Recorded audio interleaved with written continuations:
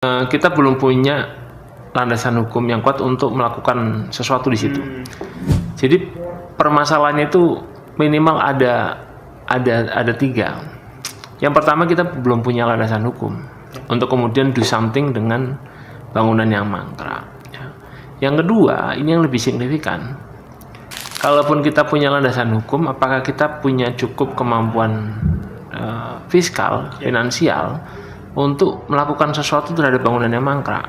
Ya tentu pemerintah itu selalu berupaya agar segala persoalan itu bisa diselesaikan dengan baik-baik. Ya. Tapi kalau ketemu yang repot, yang ruwet-ruwet, nakal-nakal gitu, cabut aja izinnya.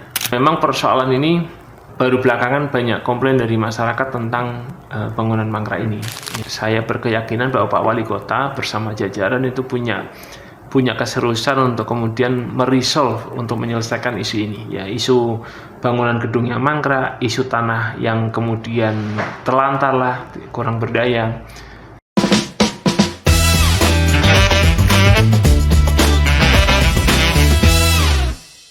Assalamualaikum warahmatullahi wabarakatuh. Kembali kepada channel podcast Bekasi Media. Hari ini kita merupakan podcast yang ke-7 dari Parlamentaria, anggota legislatif DPRD Kota Bekasi. Bersama kita anggota Komisi 2 DPRD Kota Bekasi, Andika Driantara.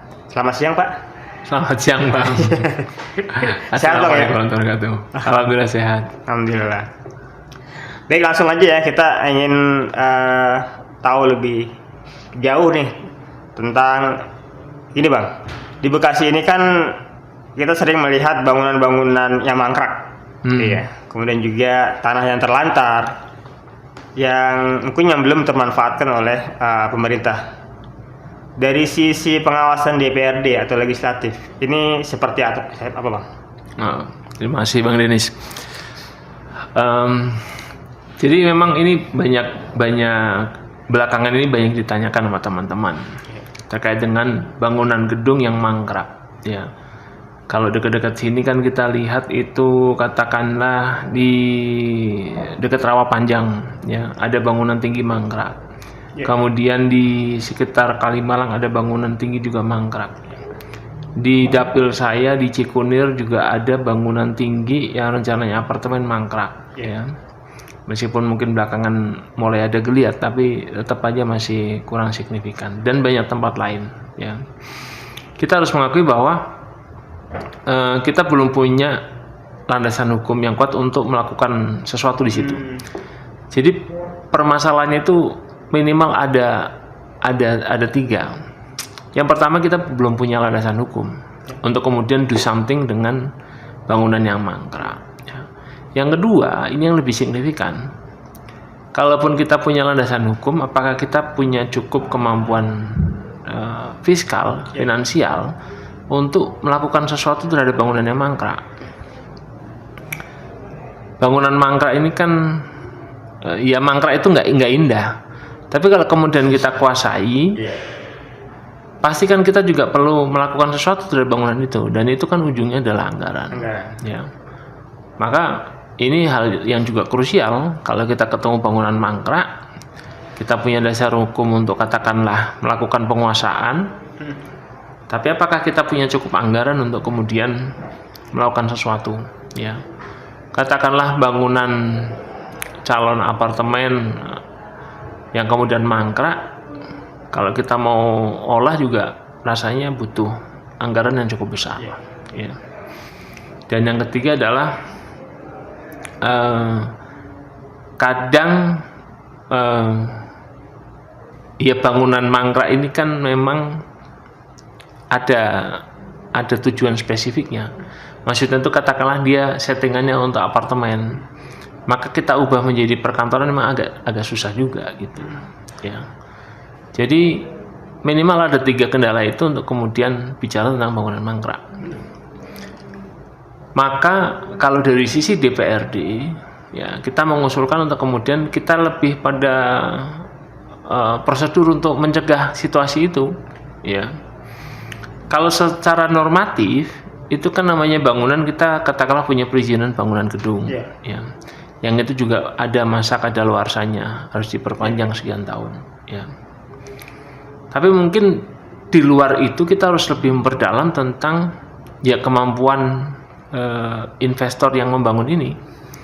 Kita harus bisa menemukan cara untuk memastikan bahwa investor ini itu punya kemampuan finansial yang mencukupi untuk menyelesaikan proyeknya, ya. Sampai katakanlah siap pakai lah, sehingga juga tidak mangkrak. Dan kalau sudah siap pakai pasti juga kan manfaatnya lebih besar buat warga Kota Bekasi, ya. Ini yang patut kita telusuri, karena kalau sudah mangkrak itu lebih susah tuh. Tapi kalau kita cegah dari awal, memang ini tanah udah katakanlah tanah pribadi, tanah yang bersangkutan investor, atau katakanlah tanahnya udah dikerjasamakan. Tapi kita dari DPRD itu mendorong agar kemudian ketika sebuah proyek bangunan besar, bangunan tinggi ini mau digelar, harus dipastikan bahwa semuanya oke, secara AMDAL oke. Mungkin kalau bahasa kita itu analisis mengenai kemampuan keuangan. Harus benar-benar presisi lah, maksudnya, dan ketat, ya. Kita harus memastikan bahwa ini investor ini punya kemampuan, ya, dan dia komitmen terhadap kemampuan itu, ya. Nah, kalau ini bisa kita antisipasi dari awal, maka bangunan mangkrak mudah-mudahan bisa kita eliminasi. Jadi kalau dari sisi DPRD, tadi kita belum punya landasan hukum tentang penindakan bangunan mangkrak. Kalaupun ada, kita juga eksekusinya mungkin butuh biaya yang besar, ya.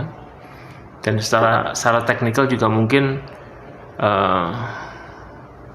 tidak mudah untuk mengubah fungsi, ya. Sesuatu yang difungsikan sebagai apartemen kita mau ubah katakanlah menjadi perkantoran mungkin juga butuh effort yang sangat besar. Itu persoalan perizinan, Bang. Iya, nggak cuma perizinan, artinya kalau kemudian ada bangunan mangkrak, mau kita kuasai, mau kita ubah dari bentuk apartemen jadi bentuk perkantoran lah, katakanlah perkantoran pemerintahan namanya. Rasanya juga bukan sesuatu yang mudah, karena kan desain awalnya memang desain katakanlah desain untuk pemukiman, ya, untuk rumah tinggal dan sebagainya, ya. Sehingga kita terus mendorong agar kita bisa memitigasi proyek-proyek bangunan tinggi ini agar kemudian tidak mangkrak. Sebenarnya nggak cuma bangunan tinggi, ya, kan kadang juga ada proyek perumahan yang mangkrak, ya. Katakanlah dari target 50 unit baru kejual 10-15 unit, kemudian yang lain empot-empotan gitu, ya. Jadi perizinan, kemudian kemampuan investor menyelesaikan proyeknya ini yang harus kita kawal dari awal, sehingga bangunan mangkrak ini bisa kita minimalisir, ya. Ini yang bisa kita lakukan. Agak berbeda dengan tanah terlantar, atau kita nggak nyebut sebagai tanah terlantar lah, tanah yang mungkin tanpa tuan. Gini. Contoh kasus begini, di tempat orang tua saya, di depannya itu ada tanah luas. Itu bukan nggak bertuan, ada tuannya. Ada. Tapi memang tidak diberdayakan dan akhirnya sekarang jadi tumpukan sampah. Ya, orang membuang sampah ke situ. Ya. Pemerintah nggak punya inisiatif untuk to do something, untuk melakukan sesuatu dari tanah itu, ya. Kalau terkait dengan tanah-tanah seperti ini, itu seingat saya kita sudah ada perdanya, ya, tentang katakanlah pemberdayaan tanah yang berpotensi ditelantarkan. Seingat saya ada perdanya, dan perdanya baru kok. Cuman memang perda ini butuh turunannya, butuh perwal untuk eksekusi di lapangan, ya. Kalau bicara tanah kayak gini, pertama namanya tanah ini ya kayak lahan kosong ini bisa kita apain aja sebenarnya. Berbeda dengan tadi tuh, kalau udah ada bangunan memang ruwet gitu kan.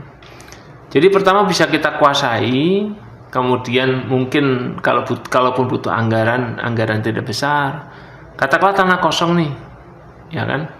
Oke, daripada cuman terlantar gitu, kita hijaukan deh. Minimal kita bikin taman, kita tanamin tumbuhan yang bisa membantu pemulihan lingkungan kita, ya. atau apapun yang sifatnya memang tidak permanen. Karena kan tanah itu punya tuannya sebenarnya. Tapi karena kemudian tidak diberdaya gunakan, seingat saya di Perda itu kemudian kita punya hak untuk mendaya gunakannya. Tetap tanah itu mempunyai tuannya. Tapi kalau kemudian kita bikin taman, kita tanamin pepohonan untuk pemulihan lingkungan, itu kan juga lebih bagus daripada tanah kosong aja. Dan secara anggaran rasanya masih lebih terjangkau dibanding kemudian kita melakukan pengolahan terhadap bangunan mangkrak. Ya, itu contoh tanah kayak gitu.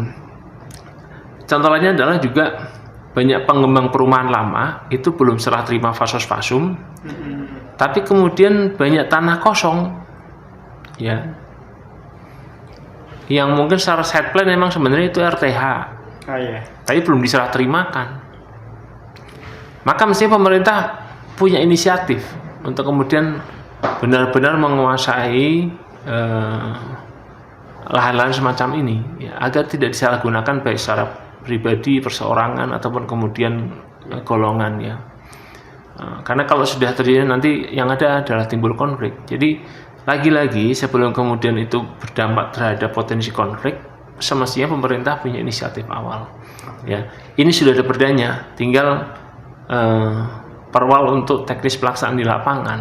Ya, kita harus melakukan pendataan, kemudian ya harus bersedia juga melakukan penganggaran terhadap pengelolaan lahan-lahan seperti itu. Gitu, Bang. Artinya tadi bicara preventif di awal, Bang. Betul. Seperti itu ya. Kemudian ketika dihadapkan, taruhlah mereka alasannya ya kemarin kan kita kena COVID, Bang. Sekarang kena efisiensi apa segala macam gitu ya. Sehingga kita nggak bisa melanjutkan bangunan itu. Itu gimana kalau case kayak gitu? Memang namanya proyek kadang kita ketemu ya namanya force major gitu ya. Kalau kita bicara force major ya, yang penting semua dibicarakan aja. Pertama kan semua dibicarakan, ya. Dan kalau emang sudah nggak punya kemampuan, maka menurut saya ya izin itu kan ada kadaluarsanya biasanya, ya. Ada evaluasinya, ya. Sebaiknya izin dicabut, ya. Dan kalau kemudian pengembang investor ini tidak ada itikat baik, kita harus mengupayakan untuk katakanlah semacam memblacklist investor ini, ya. Artinya kalau alasannya sekedar dibuat-buat, ya kita harus punya sikap juga, ya. Tapi kalau alasan itu kemudian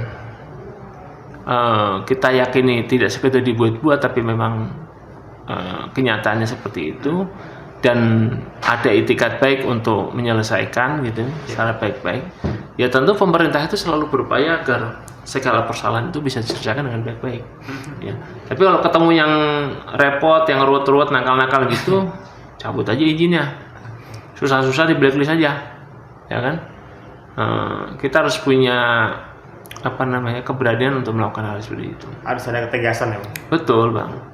Apa saja sih tantangan DPRD dalam mengawasi penerapan perda ini ya, supaya proyek-proyek yang mangkrak itu juga bisa segera diselesaikan? Kalau bicara penyelesaian proyek mangkrak, tadi kita sudah bahas, ya mungkin kasus per kasus ya, kita harus dalamnya kasus per kasus ya. Tapi kalau sudah bicara kemampuan investor yang sudah nggak ada sama sekali, memang repot. Ya. Rasanya kita juga tidak punya tenaga cukup untuk kemudian menyelesaikan itu secara serius, kecuali bahwa daerah itu kemudian berdampak serius terhadap lingkungannya dan sebagainya, ya. Jadi maka tadi kan kita sampaikan usul di awal adalah kita melakukan pencegahan terhadap situasi itu, ya. Jadi kalau sudah mangkrak udah rumit banget, ya. Kita kan lihat bangunan tinggi ini kalau mangkrak udah bertahun-tahun, ya. Ada lagi satu tuh yang depan sistemik Bani Saleh ya, ada juga tuh, ya. Ya sebagian di bawahnya sih jadi tempat kumpul warga sih, karena kan itu dapil saya juga sering main ke situ. Tapi kan sebenarnya tetap orang berharap proyek itu bisa bisa selesai dengan baik gitu, sehingga membawa dampak ekonomi juga terhadap masyarakat sekitarnya. Ya. Jadi lebih kepada kita ini mendorong agar situasi ini tidak terjadi, pencegahan ya. Ya tadi disesuaikan dengan memang lahan peruntukannya, kemudian masalah perizinan, kemudian yang paling penting adalah masalah kemampuan finansial dari pengembang ataupun investor yang mengerjakan proyek tersebut. Harus dipastikan dia harus selesai. Secara proyeksi keuangan harus yakin benar bahwa itu bisa selesai. Ya. Kalau sudah mangkrak emang agak susah banget, agak susah. Bangunan tinggi itu agak susah.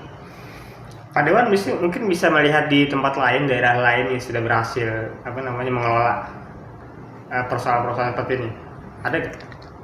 Kita belum melihat di tempat lain. Ya. Di kota kabupaten yang katakanlah punya kasus sama seperti Bekasi. Ya.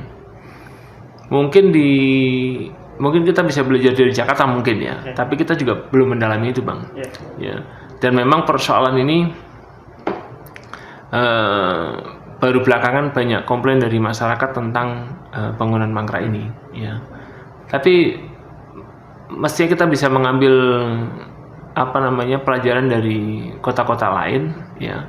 Ini juga menjadi masukan buat kita di DPRD untuk kemudian bisa melakukan pengkajian terhadap situasi-situasi seperti itu. Apa sih yang bisa menjadi jalan keluar ketika ketemu situasi yang demikian ya. Paling enggak kita belajar dari area aglomerasi inilah. Karena kan kalau bicara bangunan tinggi mungkin kita lebih banyak di di Jabodetabek ini ya. Di Jabodetabek. Begitu Bang Denis. Pak Dewan, isu ini kan mungkin baru-baru saja mengemuka gitu ya. Ini masyarakat yang mendasari mengeluarkan ataupun dengan adanya bangunan mangkrak ini. Kenapa dulu Bang, mungkin Abang di periode lalu juga atau belum konsentrasi ke isu ini, atau emang beda bidang dulu? Kenapa sebelum itu nggak dibahas Bang? Mungkin masyarakat juga baru baru punya concern ya, DPR juga baru punya awareness terhadap hal ini. Karena mungkin kita merasa lahan kita makin sempit mungkin ya. Jadi kita baru merasa kalau ada bangunan mangkrak bertahun-tahun rasanya sayang sekali gitu loh, sayang sekali ya. Padahal mungkin lahan itu bisa kita optimalkan untuk penopang pertumbuhan ekonomi ya, atau mungkin katakanlah untuk pemukiman, untuk yang lain-lain. Ya rasanya seperti itu rasanya ya. Atau mungkin di lahan itu mungkin bisa kita jadikan ya tadi, apakah jadi taman, apakah kemudian jadi tampungan air, polder air ya, pemulihan lingkungan dan sebagainya. Mungkin kita juga baru menyadari bahwa situasi lahan kita makin sempit ya. Begitu Bang Denis. Kemudian Bang, yang saya tanyakan juga, apakah ada inisiatif dari legislatif sendiri untuk merevisi perda-perda yang sudah ada untuk lebih efektif tadi untuk isu-isu ini Bang? Ya. Mulai akhir tahun ini di perubahan kita mulai menganggarkan secara serius untuk melakukan kajian-kajian perda ya, dengan melibatkan narasumber-narasumber yang kompeten untuk kemudian membantu kita mengkaji terkait dengan perda yang sudah ada ya, atau kemudian terkait dengan perda yang sudah ada kemudian dia butuh penguatan perda lainnya ya, atau kemudian kajian perdanya itu kemudian merumuskan bahwa perda ini perlu turunan perwal yang seperti ini ya. Mulai akhir tahun ini kita menganggarkan secara lebih serius dan juga melakukan semacam perubahan teknis terhadap pola pengkajian ini, pengkajian perundang-undangan ya. Dan ini memang memang urgen. Selain kemudian pengkajian perundang-undangan, satu hal lain adalah kita juga masih punya semacam pekerjaan rumah terhadap evaluasi perundang-undangan. Maksudnya evaluasi pelaksanaan perda. Ya. Jadi perda-perda yang sudah ada ini ya kita jangan ngomong yang jauh-jauh dah, katakanlah kita ngomong setahun yang belakang, apa 2 tahun yang belakang, itu bagaimana kita mengevaluasi pelaksanaan perda, ya.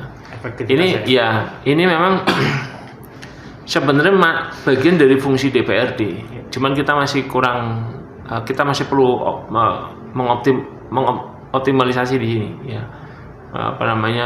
Lebih dioptimalkan sehingga kita punya semacam masukan yang ya komprehensif, ya, tertulis komprehensif terhadap evaluasi pelaksanaan perda, ya. Ini teman-teman di bawah Perda mungkin punya peran yang besar di situ, ya.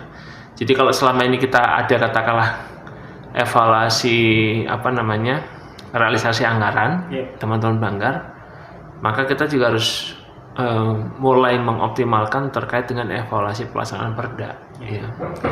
Karena betapa banyak kita menghasilkan perda tiap tahun, tapi kemudian pelaksanaannya masih sangat kurang di lapangan, ya.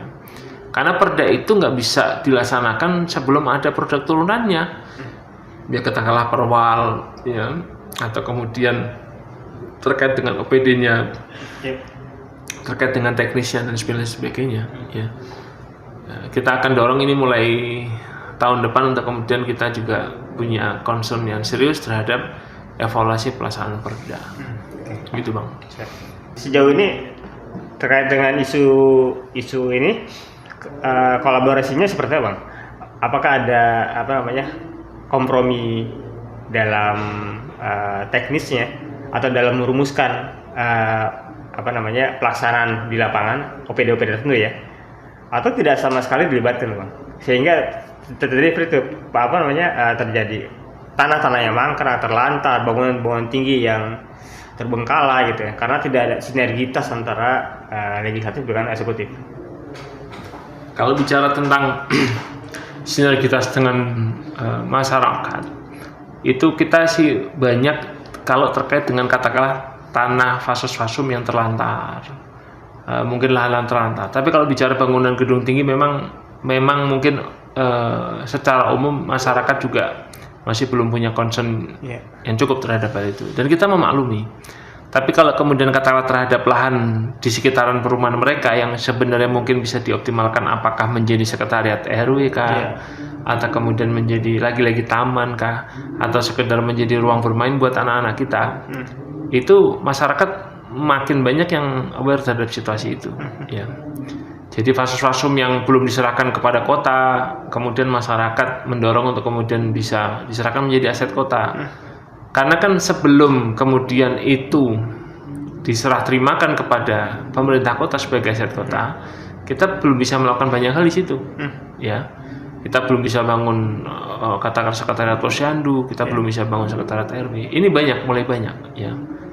Memang kebanyakan di perumahan-perumahan lama, ya, karena di perumahan-perumahan lama, ya, banyak juga perumahan-perumahan baru, ya.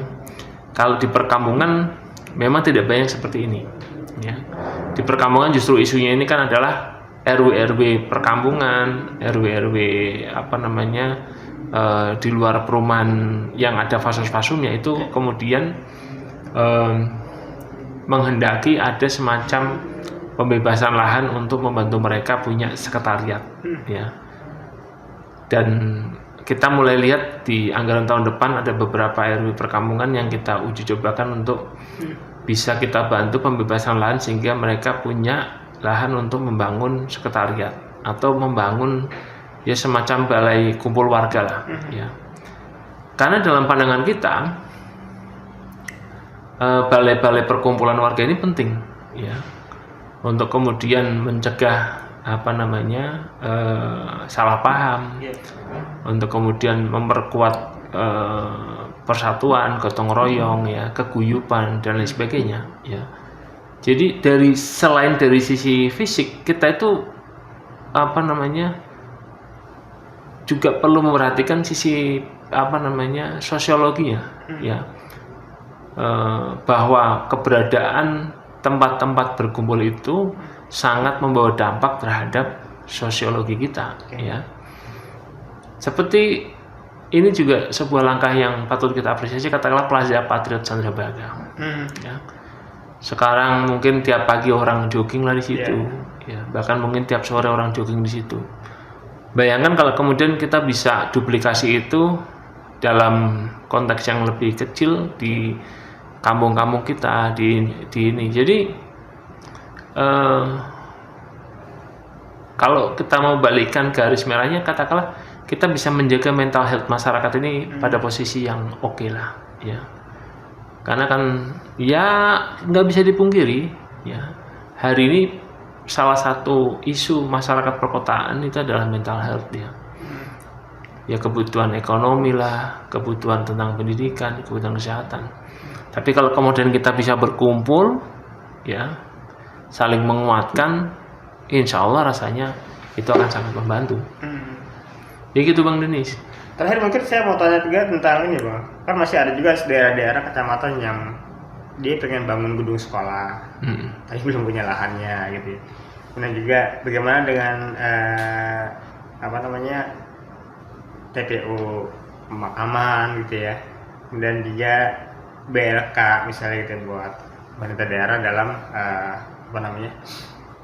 buat masyarakatnya lagi seperti itu ya.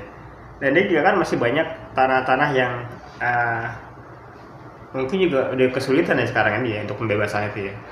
Nah, bagaimana dari isu ini itu bisa melahirkan tadi Pak, kita ketika bisa menginventarisir tanah terlantar, bangunan terbengkalai misalnya gitu, itu nanti untuk peruntukannya buat ya Kota Bekasi sendiri yang butuhkan gitu. Untuk hal semacam itu gitu ya. Pertama saya menyampaikan memang isu krusial di pemerintahan kita itu adalah tentang database aset kita, ya. Jadi sejak saya dari periode pertama sampai sekarang ini belum ada langkah yang signifikan terhadap isu ini, database aset, ya. Bahkan aset-aset yang ada aja kadang kita kan kecolongan, ya. Itu sudah aset kota tapi kemudian dipakai orang lah, bahkan mungkin sampai disertifikatkan lah dan sebagainya. Itu tidak jarang terjadi, tidak jarang, ya. Jadi saya melalui podcast ini juga mendorong pemerintah kota, Pak Wali Kota untuk kemudian serius terhadap pendataan aset ini, ya. Jadi tanah perumahan-perumahan yang fasum-fasumnya belum serah terima ya kita harus kejar untuk melakukan serah terima, dan kemudian kita itu melakukan pendataannya yang serius gitu, ya. Cara paling mudah harus dilakukan secara digitalisasi gitu, ya.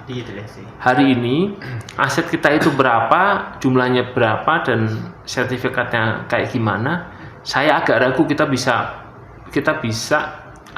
menyajikannya secara cepat. Ya, saya agak ragu, ya. Aset kita berapa, apakah kemudian itu sudah optimal, ya. Ketika dia disewakan itu optimal, nah, kemudian yang nganggur ada berapa, saya ragu kita bisa menyajikannya secara cepat di seluruh Kota Bekasi ini. Itu kenapa? Karena kita belum nyampe pada digitalisasi.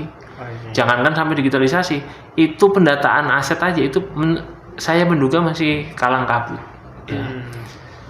Kita nggak punya keseriusan yang cukup untuk kemudian menjaga amanah aset ini, ya ini kan amanah rakyat juga, amanah negara, kemudian menjaganya dengan baik dan mengelolanya dengan optimal untuk sebesar-besarnya kepentingan masyarakat juga, ya. Nah, tadi isunya yang kedua adalah bagaimana dengan daerah-daerah, dengan RW, dengan lingkungan-lingkungan yang sesungguhnya membutuhkan katakanlah sekolah, mungkin membutuhkan puskesmas atau katakanlah apa gitu ya. Ya, ini tahun depan atau tadi pemakaman tahun depan kita cukup besar menganggarkan terkait pembebasan lahan. Memang yang paling besar ini pembebasan lahan apa nih? Yang flyover sini ya? Blok kapal ya. Itu cukup besar. Tapi di luar itu ada pembebasan makam, ya. Ada juga pembebasan untuk polder-polder air kita, ya. Tadi ada pembebasan untuk RW perkampungan, ya. Agar punya lahan mendirikan sekretariatan. Di luar itu juga kita aset untuk sekolah juga ada kayaknya, ya. Apakah itu SMP, apa SD, mungkin ada juga beberapa yang terkait dengan lahan yang sengketa, ya, penyelesaian lahan sengketa kita, ya. Lagi-lagi sengketa lahan itu terjadi karena kita nggak serius terhadap pendataan aset kita.